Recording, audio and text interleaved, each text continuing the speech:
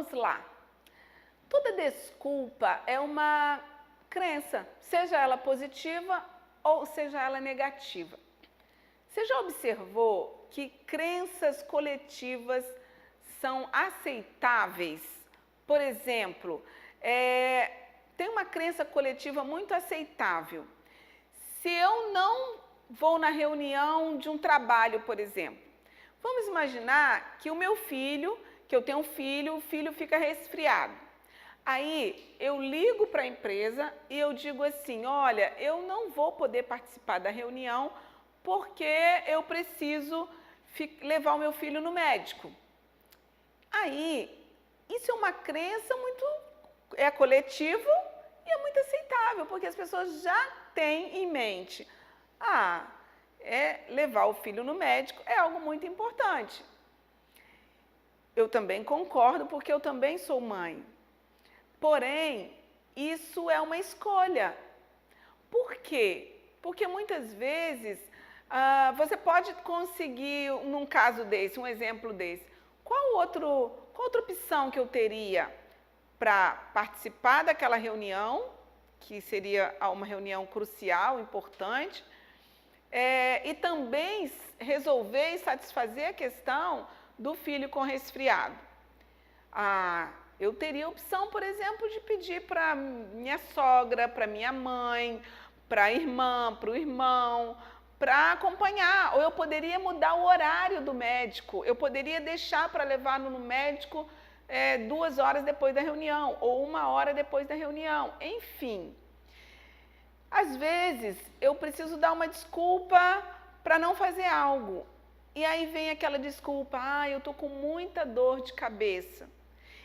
Isso significa, né, não estou falando que a pessoa não tenha dor de cabeça, que não é verdade, não é isso. Mas dor de cabeça é um cenário, é um fato real e é terrível mesmo, é terrível.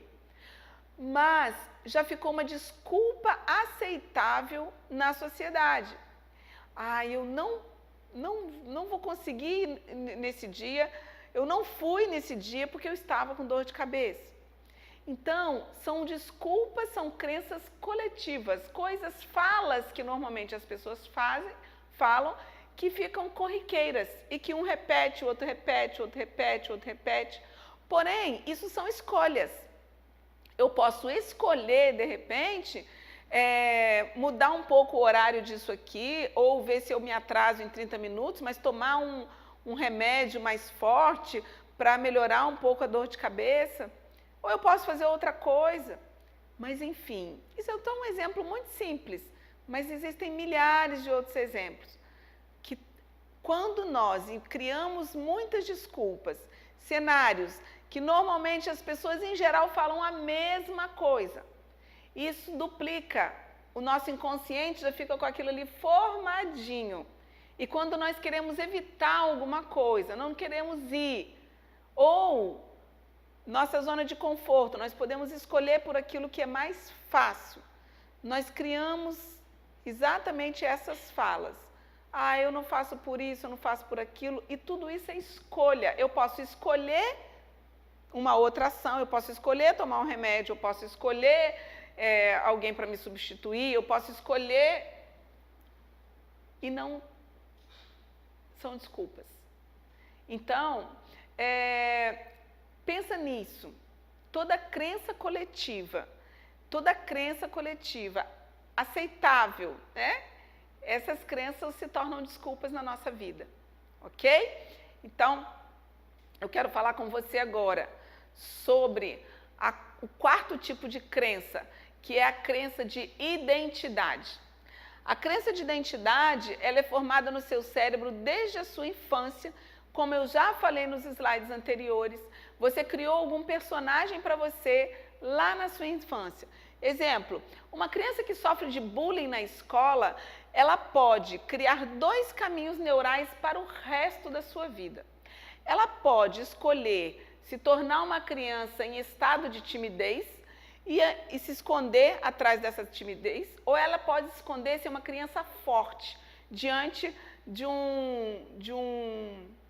de um estado de afronta. Então, ela sofreu bullying, está ali, mas aquele momento ela vai escolher o que ela vai fazer com aquele cenário de dor.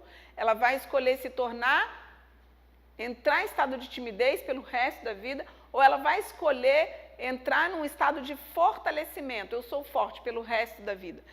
E se ela grava essa emoção, não consegue mudar naturalmente a emoção nos momentos que são necessários. O que acontece? Ela escolheu uma emoção de timidez. Então, sofreu bullying, pegou aquele aprendizado, gerou, sofreu, a partir dali ela bloqueou. Agora eu sou tímida. Então ela cria essa crença, eu sou tímida, eu sou tímida, eu sou tímida. Então ela carrega essa emoção, não consegue mudar naturalmente essa emoção. Então nos momentos mais necessários, de falar em público, de se apresentar na frente de pessoas, de entrar num grupo, de se tornar uma pessoa mais empática, né? Ela não consegue. E aí ela diz, não, é que eu sou tímida, é que eu sou tímida, é que eu sou tímida. E nessa fala de eu sou tímida, esse pensamento que ela gera, vem um vulcão, um furacão no corpo dela. Então, se ela tem que falar em público, ela passa mal, ela dá branco, ela treme, ela fica nervosa, porque ela criou esse cenário. Agora, se ela criou uma crença de que eu sou forte, diante dessa afronta do bullying, se ela colocar, não, eu sou forte, ela resolve carregar, ela colocou lá no inconsciente, carrega isso pelo resto da vida, o que vai acontecer? No momento em que ela também precisa demonstrar, por exemplo, um momento de dor, um luto, alguém faleceu na família, é hora de sofrer, de chorar por esse luto.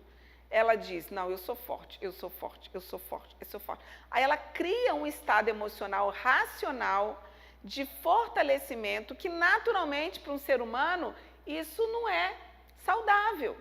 Então no momento que ela precisa sentir dor, ela não sente. Ela se coloca forte, forte, forte. Aí ela começa a somatizar um monte de coisas, um monte de circunstâncias, um monte de situações, no momento cair doente lá na frente. Porque ela não consegue controlar isso. Então, são duas situações, duas interpretações que o seu cérebro dá diante de um mesmo evento, que geram crenças de identidade. Eu posso gerar uma crença de que eu sou tímida, eu posso gerar uma crença de que sou forte. Isso é um exemplo, tá? Diante de um exemplo de bullying na escola. Outras coisas, outras afirmações, por exemplo, que nós fazemos, eu sou muito ansioso, eu sou fraco, isso não é para mim, sou muito exigente, sou tímido ou sou tímida, sou muito competitivo ou competitiva, são sinais que existem crenças limitantes controlando os seus resultados. Quando você começa a falar muito eu sou, e esse vira um problema, porque ele vira um amuleto, ou vira uma desculpa, ou um empecilho para que os seus objetivos sejam realizados. Porque aí você cria essa desculpa, eu sou tímida, aí você não vai falar em público, você não faz uma apresentação, porque você se coloca nesse estado. Eu sou fraco, isso não é para mim, ok? E nós precisamos tomar muito cuidado. Por quê? Cuidado com associar essas falas, as suas emoções, porque ninguém é uma emoção 24 horas por dia, 7 dias por semana. Isso é biologicamente impossível. Biologicamente impossível. Ninguém é uma emoção 24 horas por dia. Não é assim que funciona. Você não é triste, você está triste. Você não é tímido, nem tímida, você está tímido e você está tímida. São estados. Você não é nervoso, você está nervoso. Você não é alegre, você está alegre. São estados. Ninguém fica alegre ou triste por 24 horas. São estados emocionais. Nós tem alguns momentos que nos deixa, sim, abatidos, nós ficamos tristes. Tem alguns momentos que nós ficamos muito alegres, excessivamente alegres. Mas nós não temos como manter esse estado emocional por 24 horas. Nenhum ser humano suporta isso. Não é assim que acontece. Somos seres emocionais, porém não temos uma única emoção todos os dias. O que você tem é uma crença a respeito daquela emoção que você adota para a sua vida. E você pode, cada vez que você dá um play, você ativa aquela emoção. O controle está na sua mente. Você, espírito, controla a sua mente. Por exemplo, não se deve estar alegre em um momento fúnebre. Esse é um momento de deixar a emoção adequada fluir, ok? Então, o play, quem dá é você. Você acessa a emoção no momento certo. Eu tenho uma pergunta para você. Será que você já se deparou com uma interrogação aí na sua mente? Por que estou vivendo isso de novo? Por que estou vivendo isso de novo? Já aconteceu com você? Uma situação que você vivenciou, passou anos, você viveu aquilo tudinho de novo. Ou por 2, 3, 4 vezes. Já se deparou com isso? Repetimos, repetimos, repetimos. Isso era o que Freud chamava de neurose. Todos nós queremos viver bem, nós queremos fazer escolhas que nos tragam bem-estar, nós queremos viver de maneira que, ao chegarmos nos 100 anos, tenhamos aí uma vida rica, divertida, tenhamos também vontade de ficar mais um pouquinho para celebrar a vitória, para celebrar crescimento, aprendizado, realização. Nós queremos. Mas se é isso que nós queremos, se é isso que nós desejamos, por que tantas vezes, ao olharmos para trás, ao invés de enxergarmos uma vida rica, diversificada, nós nos deparamos com uma série de repetições? Ai, mas eu repeti esse ciclo de novo, isso deu errado e caí de novo no mesmo problema. Isso já aconteceu comigo. Eu gosto de repetir uma frase: nós ensinamos aquilo que nós mais precisamos aprender. Eu já caí em repetições, repetições, repetições, ciclos se repetiram na minha vida e que me causaram grande dor. Por isso, eu sou tão apaixonada por inteligência emocional. Exatamente porque eu preciso aprender diariamente como lidar com todo o contexto para não cair nos mesmos problemas. Isso tem a ver com mindset. Qual é o seu mindset? O que é mindset? Mindset significa como a sua mente dá significado às experiências, às circunstâncias, às coisas. E lindo, coisa linda de Deus, é que dá significado a algo somente os seres humanos são capazes de fazer. Deus escolheu somente a sua criação humana para atribuir a essa criação essa capacidade de dar significado às experiências e às coisas. Então, o mindset, ele é formado lá durante a gestação. É onde a nossa formação fetal, acontece. A nossa estrutura cerebral, ela é formada durante a gestação, na nossa formação fetal. Ah, Mônica, isso significa dizer que eu nasci já com uma programação? Sim, nós podemos comparar o nosso cérebro com um computador. Nosso cérebro é um computador e é inserido nele, durante a gestação, softwares que nós não escolhemos, nós não queremos. E como que resolve isso? Se o meu cérebro já recebe um software, não é? E como é que eu resolvo isso? Nós resolvemos isso com reprogramação. Toda programação errada instalada no nosso inconsciente, toda programação, uma vez trazendo a clareza, nós podemos reprogramá-la. Mindset. Pensa em nossa mente como se fosse exatamente esse computador. Nesses computadores, desde criança, são inseridos sistemas, são inseridos softwares que passam a ser a base da escolha de uma criança. Então, esses dados são meras percepções que nós temos da realidade e não a realidade em si. Sim, então, para esclarecer, nós transformamos interpretações que são meramente subjetivas em dados. E com esses dados, nós criamos crenças e passamos a viver com base naquilo que nós acreditamos. É assim que funciona o mindset. Nada tem significado senão aquele que você atribui às coisas. Isso significa dizer que por mais que todas as evidências comprovem que fumar faz mal para a saúde de um ser humano, você ainda pode acreditar que, como eu fumo em pequena quantidade e aí não tem problema algum, há pouco tempo, esse hábito não vai causar mal nenhum. Sabe por quê? Porque tem aquela máxima assim, isso vai acontecer só se for com outro, comigo não vai acontecer. E aí você começa a acreditar nisso, não, cigarro não vai fazer mal assim, porque eu nem fumo tanto. E aí você cria exatamente esse mindset na sua mente. E aí você vai vivendo e vai fumando, e vai vivendo e vai fumando, e vai vivendo e vai fumando.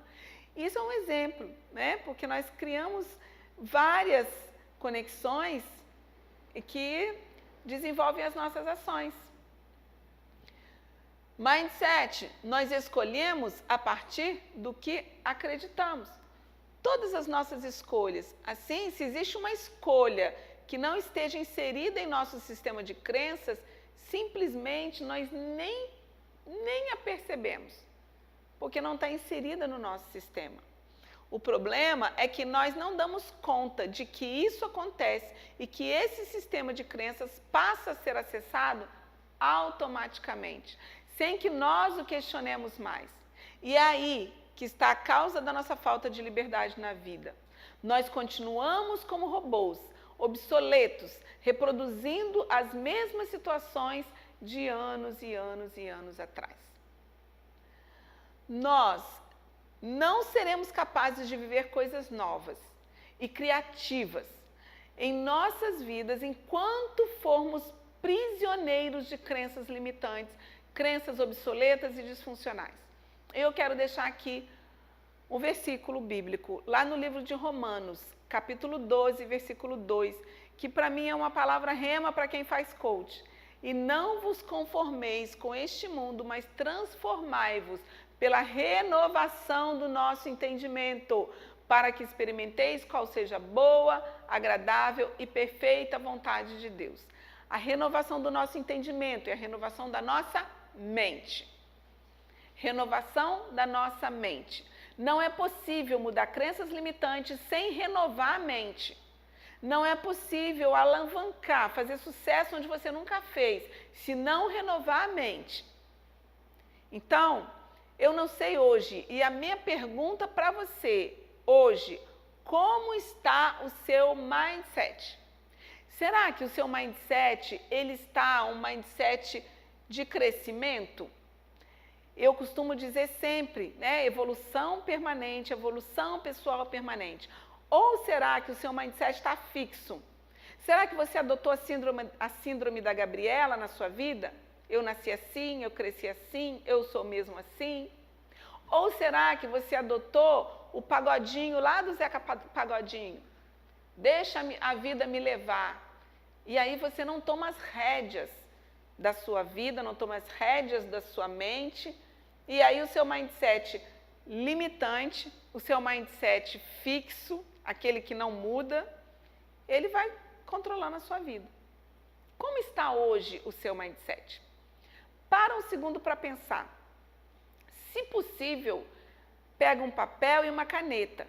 Escreve essa pergunta no caderno e responda para si mesmo. Como está o meu mindset? Como eu estou atribuindo significado a pessoas e coisas?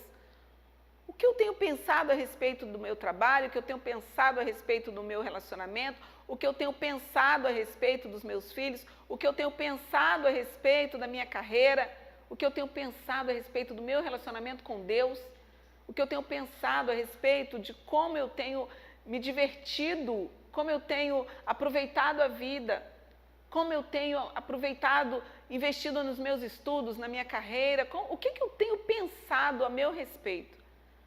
E o que eu penso a respeito do meu futuro? Como está o seu mindset? Se possível, pegue uma caneta e papel e escreva para que você tenha clareza disso. E me encontre no próximo vídeo aula. Vamos prosseguir nesse assunto tão transformador. Tchau, tchau.